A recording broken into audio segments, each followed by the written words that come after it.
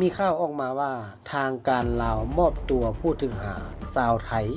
42 คนคืนให้ทางการไทยวันที่18 สิงหาคม 2026ที่ขวมิตรภาพลาวไทยแห่งที่1ฝ่ายลาวได้มอบตัวผู้ถูกหาสัญชาติไทยจำนวน42 คนในนั้นเป็นหญิง16 คนมอบให้เจ้าหน้าที่ไทยเพื่อนำไปดำเนินคดีตามกฎหมายผู้ถูกหากลุ่มนี้ถูกกักตัวได้จากการเข้ากวดค้นอาคารของบริษัท ST เวกัสอยู่บ้านดงโพสีเมืองหาดไซฟองนครหลวงเวียงจันทน์เมื่อวันที่18 กรกฎาคมที่ผ่านมาโดยถูกกล่าวหาว่ามีส่วนเกี่ยวข้องกับอาชญากรรม